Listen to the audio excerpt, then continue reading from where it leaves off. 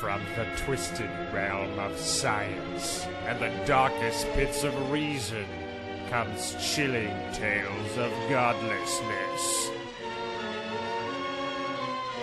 Bear witness to the unfathomable terror that is the Good Atheist. As you know, this is the bonus show. This is the show that we put up to try to encourage people to become patrons, because once the month of March is over, this puppy is going behind closed doors. Well, to be more specific, the second puppy. The first puppy you get to keep and play with, but if you love puppies so much that you want 2 puppies a week... Who doesn't want 2 puppies? Imagine a genetically modified puppy that never ages, never goes to the bathroom. All it does is entertain you. That is what puppy we are. A highly stylized puppy. Like the Meebo of podcast puppies. The Meebo? Yeah, isn't that the name? It's the name of that robot. It's like the Fido. It's like the Meebo. It's that little walking dog thing. I don't know why anybody bought that thing. That thing was stupid. You gotta push forward the advancement of robotics. Like, we can laugh about everything the Japanese are doing, but once we manage to make like a sentient brain type thing, it's gonna go in a Japanese fucking robot. It's that simple. I know, I understand. I'm just saying, sort of like, commercially, it's a dumb thing to buy. I'm like, support it, keep going. I mean, you look at that. What's the name of that Honda one that walks? Oh, yeah, I know what you're talking Yeah, about. Actually, you know he's what? fucking Actually, you know cool. what? I think that might be the Meebo, and I think the dog was called something else. I don't know. Maybe you're right. Maybe that was the walking one. Anyways, what are you going to do with a walking robot? Now he can go down some stairs. Well, that's amazing. I can do that pretty easily myself. Okay, let's just start off. I just want to actually mention a little bit about what we did last night. We went to go watch The Watchmen, and I thought maybe we'd talk a little bit about it, because there was one thing that I kept thinking about when I was watching this whole thing. It felt like Alan Moore wrote a story based on, well, what if superheroes existed and they were normal humans, but there was one superhero who was a fucking god? You know what I mean? Like, just... if you've ever read comic books, you know sometimes you have like the Spider-Mans, the Wolverines, that kind of stuff, and then you have the Silver Surfers, the guys that are clearly out of everybody's leagues. Yeah, the Thors, and what's always the Supermen. Yeah, the Supermen. Now, before we continue, I just want to make sure this is a no spoilers show, right? Yeah, no, this is no spoilers. Okay, this is no cool. spoilers. No, but basically, I always thought that it was funny because in the Marvel universe, these guys, like, you know, the super powerful ones, they often roll with the regular mortals, and they're fighting guys. Even though you're thinking, get the hell out of here. You can't even bench press 200 pounds, and you're hanging out with a god. The best example of this would be all the time that they had Batman and Superman teaming up. Oh, I'm just like, man. what a waste of time. You know what Batman and Superman team up is for? It's for Batman to take away the kryptonite when sort of like it comes out. I'm like, okay, Batman, if there's kryptonite, you put it in your bat shield casing, and then I'm going to do my thing. And then bat throw it a bat way. And that's basically what Batman does when he hangs out with Superman. Now, I wanted to get your thoughts on it, spoiler-free thoughts on The Watchmen. What did you think of the movie?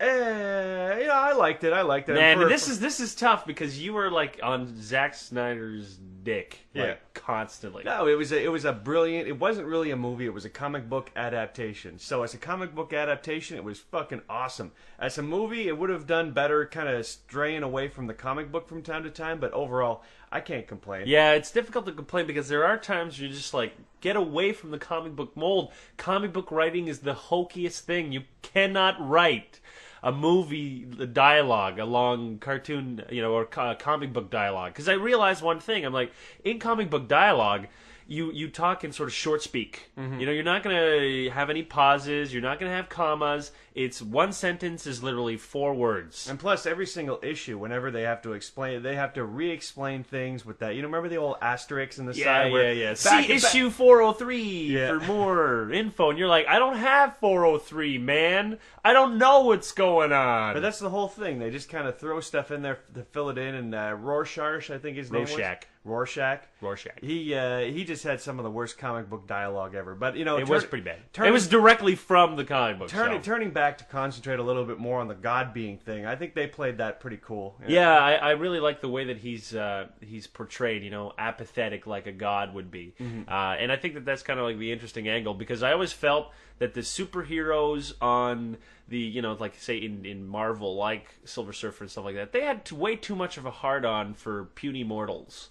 They didn't have to go through a struggle of trying to identify with creatures that you're just ants compared to you. I mean, you can have an ant farm and love ants, and but probably honestly, angry, afraid ants who are probably willing to try and take you out from time to time yeah, again. and probably succeeding because these ants can be pretty smart and they shoot some kind of cosmic ray at you, and all of a sudden they weaken you. And you're like, "What the fuck, dude?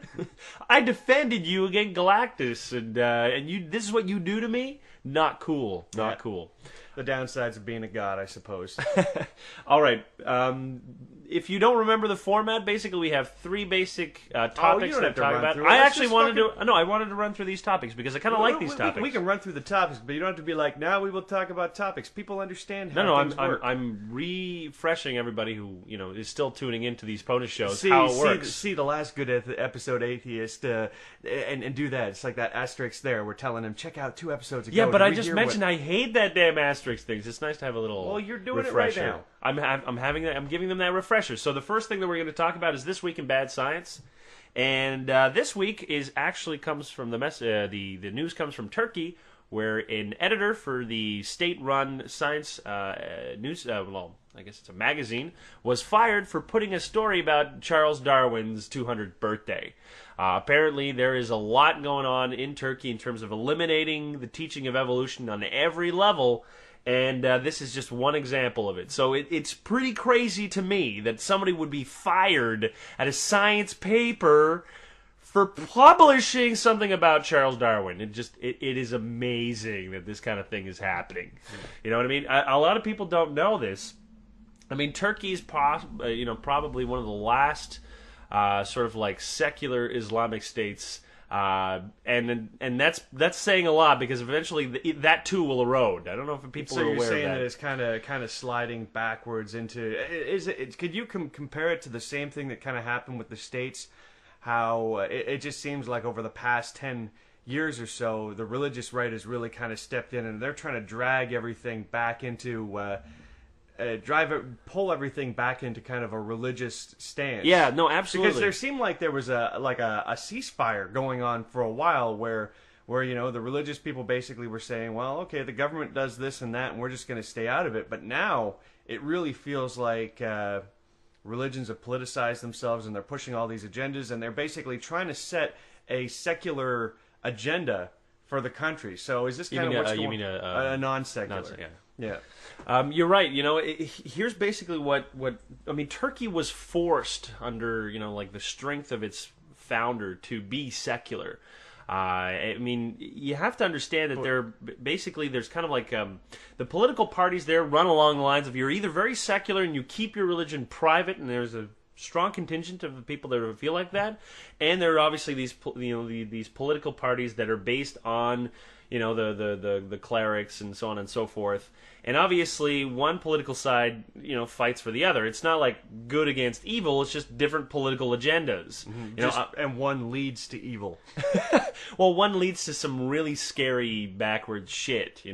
I've always found that it's better the devil you know than the devil you don't. I mean, once you bring in these Ayatollah-like characters, your country just becomes very, very messed up. Well, is it fair to say that we've already given religion a chance to run countries and they failed? Dark Ages and everything? Yeah, you know what? It's a fair assessment. I mean, the whole Enlightenment movement was saying, let's take religion out of politics, and that's really the only reason why people were able to do anything good, is that because finally, you couldn't jail someone or torture them to death or kill them for saying heretical things that contradicted with that big old Bible. But are we being kind of unfair here in saying, imagine if, say, democracy or capitalism came into power back in the Dark Ages as opposed to, say, like a strong religious kind of situation. Now, basically what I'm asking is, the way that things were run in the Middle Ages obviously wouldn't be the way that they were run now with religious people in power. So are we really just giving them a bad rap for what happened in the Dark Ages, which may or may not have happened regardless of who was in power? Well, you want a classic example? Look at this province that you live in. Until the 1960s, it was still sort of like religious education that had, This is that had Quebec. control. This is Quebec. Yeah, that this Jacob is talking Quebec. about. Basically, in the 1960s, there was a quiet revolution where Quebec itself sort of threw off the shackles of theocracy because it was basically a theocratic government. All right, like you gave all the power to the church. And it was a really shitty fucking time for most Canadians. I mean, French Canadians were poorer than sort of like the average Canadians. They had less education, so on and so forth. And it was all because of the church. I mean, their mandate was teach along, doctrinal lines. And that's exactly the problem, because doctrinal lines are very freaking narrow, and as the world around you starts to evolve and change, your reaction is to suddenly become, very closed off. You're like, we have to reject all of these things. I mean, back in the old days, the rejection was easy because you had control over almost all the environment. People were really that educated, and there was no access to information, so you didn't have to worry. But now my concern is that anytime a theocracy comes back, they have to put so much pressure on people to basically bring them back to a Stone Age mentality or Bronze Age mentality, that all of a sudden sort of like it conflicts with our modern moral values of saying, people should have a right to investigate, should have a right to criticize. And how can you do that in theocracy? You can't. I mean, you can criticize a politician, but are you criticizing the clergy? I mean, look how that worked out and for all those, Roman Catholic priests who were molesting kids. I mean, they just... nothing was done. None of these bastards ended up in jail. They were just being transferred from place to place. And why? Because the clergy was convincing families not to freaking prosecute these people. And that was it. Apparently that was good enough. Justice was done in their eyes. And that's the kind of sick and twisted influence that religion can have. And that's like the thing that's so troubling about a place like Turkey, Like they want to be part of the European Union, and yet they want to be a theocracy at the same time. There's all these forces, internal conflict happening in Turkey, and it's really disturbing. I mean, the other funny thing is, do you know who the intellectual superstar in Turkey is? It's some fucking moron named, I think we talked about it. What's his name? Something Akhtar. Adnan Akhtar. He's not a doctor. I mean, he's a doctor in the kind of sense that you buy a diploma and you're a doctor. I mean, this guy's a freaking idiot. He wrote this book called The Atlas of Creation, which is basically one of these picture books trying to explain away evolution, saying, well, this ancient fossil is really just a snake when it really is an eel. I'm like, congratulations, you don't even understand what a genus is or a phyla. I'm like, these aren't the same. Eels are fish, they're not reptiles, you damn moron. But it's just a book like that. A thick book where he just decided, I'm going to declare things. You didn't see some of the videos that I put up? Hilarious. Where it's like, there is a revolution going on in Europe. No, there really isn't. There is only a revolution, quote unquote, going on in Turkey. Because you guys are all religiously backwards. Anyways, that kind of thing annoys me. Every time I read this, I'm like, I feel like we're taking a step back. I'm like, we are always taking a step forwards, but every once in a while, one country takes a giant step backwards. Well, there's always the pressures. These people want to pull things back over to their side, and they obviously think that a little bit more religion in even for people who aren't religious is probably a good thing. So... well, they definitely have an agenda. I mean, the scary thing about it... Here's my problem, though, is that they're always trying to force all the stupid shit down people's throats. It's like, yes, we understand you're against abortion, and yes, we understand you're against gays, but how about all of the good aspects of Christianity or being a Muslim, that you could bring to the table instead to show people that you're not pricks, Well, why are we always getting the shitty end of the stick as far as all of this, because as soon as you give them a bit of power, they go crazy. It's just in their nature. You know what? It's like if you think you were an arbiter of God, and then all of a sudden you're given a power over 1 billion people. How are you going to react? Are you going to be reasonable with your decisions? You're just going to believe everything that pops in your head. It's like you have a message that says people should wear slacks.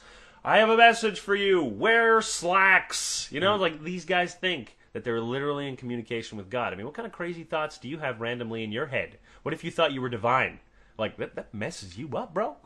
And everybody else is messed up as a consequence. Messed up because every time the Pope opens his fucking mouth, that it's going to be something horrible. He's going to just say something. Like, no condoms for Africa. Yeah, it's like, oh, forget about them. It's the seed can't be spilled on the ground.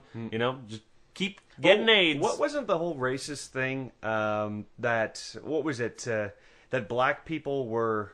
There was a religious story that explained black people. It was something along the lines... You're thinking was you're it Cain and Muslim. Abel were No, where the brother that tried to kill the other brother actually turned into a black dude, and that's how basically black people became. I don't know. I do remember that there were some references to that in some religions, but I forget what it was. Like, I can't be specific about it because you have to remember at the time, Jews and Muslims, stuff like that, they're fairly dark skinned, so I don't think they would have started that. Yeah, but I mean, just the North American attitude, like the evangelist kind of thing, where they were saying this is why black people are weaker than us because we got all these things in here that said that this guy here basically turned into a black dude. Well, Mormons have that attitude about Native Americans. They said that Native Americans were basically Jews that were punished with dark skin for killing off the more righteous group. What were they called again?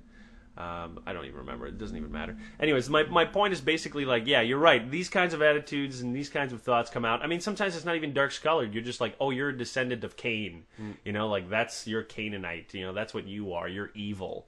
I mean, what the hell are you talking about, descendant of Cain? Never existed, moron. It's like, stop trying to pigeonhole me with your stupid stories. Anyways, okay, let's move on to the next portion, which is the further proof that religion is great, quote unquote, for kids. And this time, I talked to you about this before. It was the 2 teenage girls in Iran that were sentenced to death. Wasn't our last story from Iran as well? There's a lot of shit that goes down there. Yeah, it's a kind of a messed up place, actually. But I hear that the people there aren't crazy at all. Like, that's the general thing. I know. Whenever, every Iranian I've met has been fucking phenomenal. Whenever you hear about Iran, it's like, yeah, the government is psycho and some crazy stuff goes on there. But, I mean, as far as, like, you get onto the streets and you get into the markets and everybody's just looking for a fucking Baywatch DVD. Yep, absolutely. It's weird, too, because that's the dichotomy of Iran. You have a very young population that makes up almost 90%, and they all love America. They're like, pro-America! But they also have a government that will lock you away or sentence you to death for committing, homosexual acts and that kind of stuff. I mean, it's pretty serious over there. This week, what was the genius move from the government there? What exactly is the institution doing? Well, the big story, it's not from this week because this has been going on for a while, but now it's starting to come out a lot. Amnesty International has sort of taken that as their little pet project. Pet project, exactly. Trying to force the government of Rant to at least remove the death sentence portion and just sort of like give him at least prison sentences. Yeah, but you haven't explained the whole thing. Right, okay. Basically, the explanation is this. 2 women were assaulted by 3 men, and during that assault, one of the women had a knife. She stabbed one of the assailants, who then later died in hospital. And these guys were trying to rape them, That is correct. They were trying to rape them. So she was basically defending herself. She had no real intent to kill him, but I mean, you pull out a knife, you're trying to defend yourself, there's a flurry going on, somebody's going to get a lung punctured or whatever. These things happen. The guy dies, and the 2 women who were 16 and 17 at the time were both sentenced to death, which is a pretty big deal also, considering the fact that not only are they women, but they're also minors. But over there, it seems to be no big deal. Hey, a man died. A man died, man. That can't go unpunished. A woman did it? Oh my goodness, no. She must be put to death. And now, is this a small tribal whatever, or is this actually like in the populated areas? Do you know anything more about it? I do know that it was one of the major city areas, so this is not a rural thing. And they were trying to appeal to their Supreme Court. This is their Supreme Court here. This is not some crappy. This is not some like fucking 80-year-old elder just being like No. And it's like, we must listen to the wise men. It's like back when he was like 10 years old, he killed and raped like hundreds of people from villages around. I love these old crazy dudes that everybody's listening to. I know, and he's only in charge because he's got a fucking gigantic treasure chest full of ears. And so it's like, listen to this man. He's wise. He has 1,000,000 ears. Listen to him, or he will take your ears. That evil old guy. He looks like Senator Palpatine. And because he's the oldest dude by like 3 times over, nobody even remembers that they only listen to him because he's evil. No, this is pretty much the biggest court. Well, you never know. Considering how our Supreme Court is stacked up, maybe their Supreme Court is also stacked up with evil old men. Oh, I don't know. It's like that anywhere where you have a country that has a fundamental Muslim element. The court system is a fucking joke. I mean, just today, there was a big news article, again, this is something closely related, in Afghanistan, where a 23-year-old journalist sentenced to death for writing about women's rights and claiming that some of the verses of the Quran should be reinterpreted. So now he was sentenced to death. This is Afghanistan. This is the country where we send Canadian soldiers to fucking die. You know, spending millions and millions of dollars into trying to set up a court for them, but it's full of corrupt guys that are really just funnies masquerading as moderates, waiting for us to leave so that they can put back up the Taliban flag. Afghanistan is a lost cause, man. It's a lost cause. You can't do anything over there. Their court system is so corrupt and evil to the core that it makes you want to throw up. Well, the main problem with the whole situation is everybody goes in trying to fix it instead of going in with a clear objective. And you can't fix Afghanistan. You can't fix Iraq. You can't really even fix Iran. Things just have to kind of work themselves out over time until they get to a stable point. But no, going in there with troops and guns and everything else, it's a third element that no fucking country on the brink like that needs. No. As soon as we come in, we become another reason for conflict to occur, and it just spills all over the place. And it's madhouse. Because look at Pakistan. You want to look at the effect of America and Afghanistan messing around? Well, Pakistan is paying the price. Yep. Like their government could be destabilized simply because of American presence there is enough to incite like the crazy fundies and get them more recruits. That's the last thing you need. More recruits from these guys. I mean, you have to understand that generally, I mean, we kind of look at it as saying we got to go in there because all of these people are savages and blah, blah. That's the general attitude. Yeah. We got to go over there and civilize them. Well, I mean, get this. I mean, more Americans, 24% of Americans think that it's okay to bomb civilian targets, during war compared to, say, only half of that for most Muslim countries. I mean, these individuals are people that are very familiar with death and of innocent people, and they hate it even more than Americans do. These are not immoral people. It's just that, they are controlled by a very corrupt, theocratically motivated groups, and I don't know if they can break themselves out of that, but the last thing we need to do is throw a match to that pool of gasoline, okay? And I don't want any more soldiers dying in a country that basically doesn't give a shit, Like, your presence is worth nothing. Your death is worth nothing. If the only thing it does is secure a freaking pipeline that makes a bunch of companies rich, it sucks, yeah, but okay? you got to understand, the last time we walked out of Afghanistan, it didn't take it. Here's the whole problem, is that if you don't take care of other countries, at least to a certain degree, you bring rise to these organizations that will occasionally lash out and fuck your shit up, basically. It's the whole have and have not. So, well, what are you supposed to do? Are you supposed to just leave and allow these people to get back into control, sell their opium without any problems, raise the money to fund terrorism in the United States?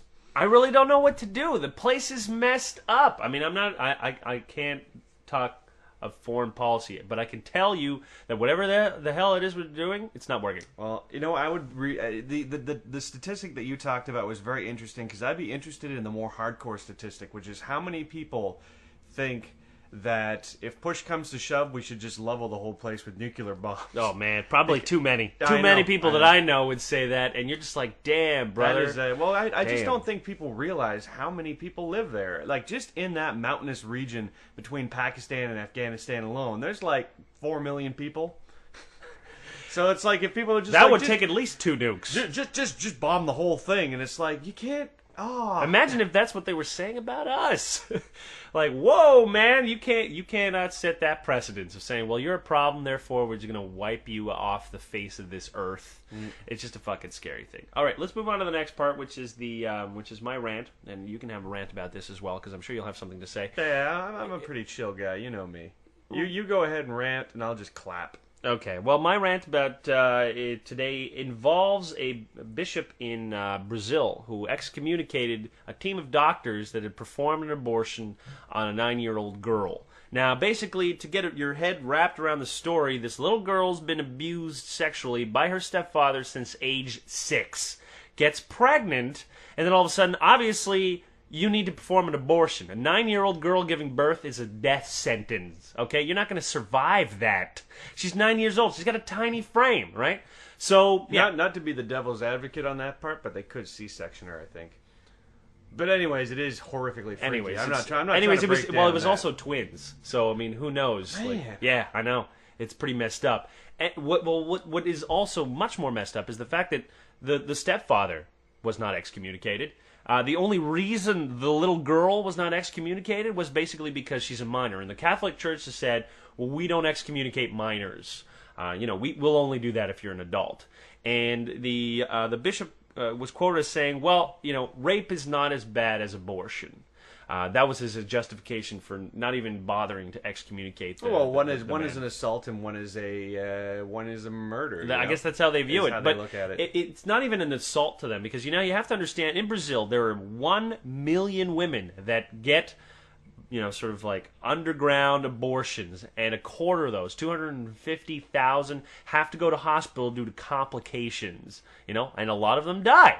Now, nobody that I know goes to get a botched fucking abortion unless there's a really good reason for you not to have that kid, okay?